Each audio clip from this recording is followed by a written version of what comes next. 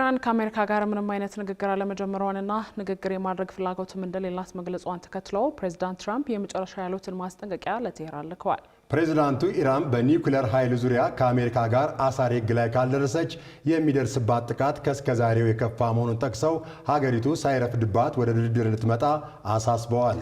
ይህ በእንዲህ እንዳለ ኢራን በአሜሪካ ወታደራዊ ጫና ውስጥ ሆኜ የማደርገው ምንም አይነት ድርድር የለም ያለች ሲሆን ዋሽንግተን ጥቃት ከፈጸመች ግን የአጸፋ እርምጃ ለመውሰድ ዝግጁ መሆኗን ነው ያሳወቀችው። ዘነበ ኃይሉ በዚህ ጉዳይ ላይ ዝርዝር ዘገባ አሰናድቷል። ተከታትለን እንመለስ።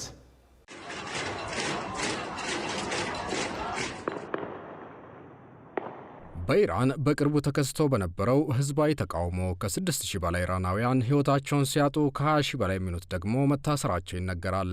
ኢራናውያን ወደ አደባባይ ለተቃውሞ ያስወጣቸው ደግሞ የከፋ የተባለለት የሀገሪቱ የዋጋ ግሽበት፣ ኢኮኖሚያዊ ቀውስና የመጠጥ ውሃ እጦት ነበሩ።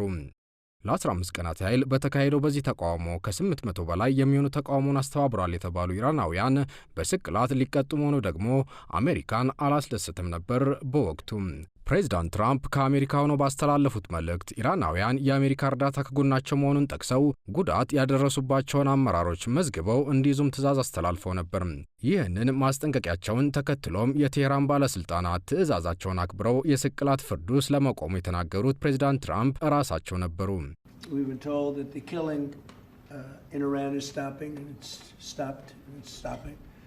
And there's no plan for executions or execution or executions. ሆኖም ህዝባዊ ተቃውሞን ተከትሎ በኢራን አሁንም የዜጎች እስር መቀጠሉ የሚነገር ሲሆን የአሜሪካ የጦር መርከቦችም ከሳምንት በላይ ተጉዘው ወደ ቀጠናው መድረሳቸው ደግሞ የቀጠናውን ውጥረት ዳግም ከፍ አድርጎታል። ዋሽንግተን አብርሃም ሊንከን የተሰኘውን የጦር ጄቶች ተሸካሚ መርከብ እስከነ አጃቢዎቹ እንዲሁም ከለላ የሚሰጡ የባህር ሰርጓጅ መርከቦች ጭምር በፋርስ ባህረ ሰላጤ ወታደራዊ ልምምድ በማድረግ ላይ መገኘታቸው ሌላው አሳሳቢ ጉዳይ ሆኗል። አሜሪካ እነዚህ እሳት የሚተፉ የጦር መርከቦቿን ወደ መካከለኛው ምስራቅ ቀጠና ከማንቀሳቀሷ በፊት ቀደም ብላ 20 የሚደርሱ የኤፍ-18 የጦር ጄቶቿን ዮርዳኖስ ወደሚገኘው ጦር ሰፈሯ አንቀሳቅሳለች። ይህ የአሜሪካ ወታደራዊ ዝግጅት ያሰጋት ኢራን ማናቸውንም የዋሽንግተን ጥቃት ለመመከት ዝግጁ መሆኗን ነበር ያሳወቀችው።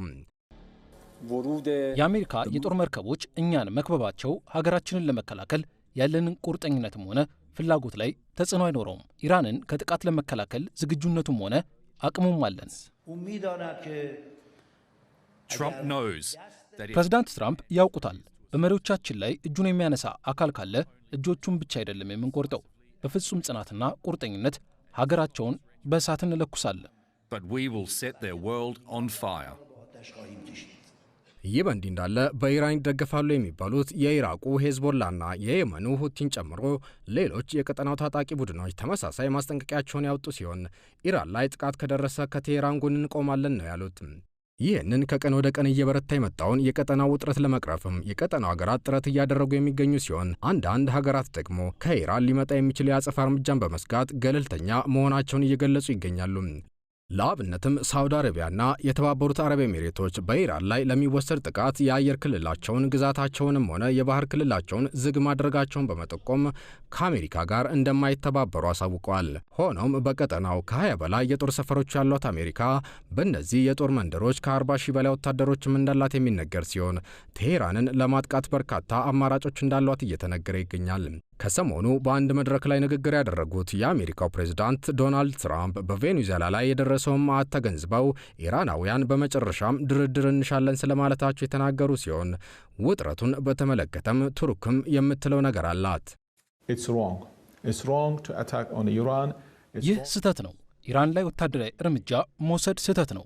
ጦርነቱንም በድጋሚ መጀመር ትክክል አይደለም። ኢራን በኒውክሌር ዙሪያ ለመደራደር አሁንም ዝግጁ ናት። ለአሜሪካ ወዳጆቼ ያለኝ ምክር ነገሮችን ተራ በተራ በመነጋገር ለመፍታት እንዲሞክሩ ነው። በኒውክሌር ዙሪያ መክረው ከጨረሱ በኋላ ወደ ሌላ ጉዳይ ማምራት። ሁሉንም ነገር በአንዴ ለመፍታት መሞከር መፍትሄ አያመጣም። ሆኖም የኢራን ውጭ ጉዳይ ሚኒስትር አባስ አርጋቺ አሜሪካ ስለ ድርድር የጠየቀቻቸው ነገር አለመኖሩን ጠቁመው አሁን ባለው ውጥረት ውስጥ ሆነው ከዋሽንግተን ጋር የመደራደር ፍላጎት እንደሌላቸው ተናግረዋል። እዚህ ጋር ለመሆኑ አሜሪካ ድርድሩን ትቀበላለች ወይስ ጥቃት ትፈጽማለች የሚል ጥያቄ በብዙዎች ዘንድ እየተነሳ ያለ ጥያቄ ቢሆንም ለዚህ ምላሽ ለመስጠት አይገመቴው ነው የፕሬዝዳንት ትራምፕ አስተዳደር ፖሊሲ ከባድ ያደርገዋል ነው የሚባለው። ወደ ፋርስ ባህረ ሰላጤ የላኳቸው የአሜሪካ የጦር መርከቦች ዕለታዊ ወጪያቸው እስከ $12 ሚሊዮን የሚገመት መሆኑን የሚጠቅሱ ወታደራዊ ተንታኞች የንግድ ሰው የሆኑት ፕሬዝዳንት ትራምፕ ይህንን ከግምት ውስጥ ካስገቡ ጥቃቱ አይቀሬ ነው ይላሉ። በሌላ በኩል አሜሪካ በኢራን ላይ ጥቃት ብትፈጽም ልክ እንደ ቬኔዙዌላ ነገሮች ቀላል ላይሆኑ እንደሚችሉ የሚጠቀስ ሲሆን ኢራን ያካበተችው የሚሳኤልና ድሮኖች አቅምም አሜሪካን ክፉኛ ሊፈትን ይችላል ተብሏል። በመሆኑም አሜሪካ ጥቃት ከፈጸመች በቅድሚያ የሀገሪቱን ወታደራዊ መሠረተ ልማቶች ማውደም ቀዳሚ ነው የተባለ ሲሆን የኢራን አመራሮች ደግሞ ቀጣይ ኢላማ ስለመሆናቸውን የተመላከተው። ለዚህም ይመስላል የኢራኑ መንፈሳዊ መሪ አያቶላ ካሜኒ በእስራኤልና ኢራን መካከል የ12 ቀናት ጦርነት ሲካሄድ ወደ ተሸሸጉበት መሸሸጊያ ምሽግ ወይም በንከር መመለሳቸው እየተነገረው።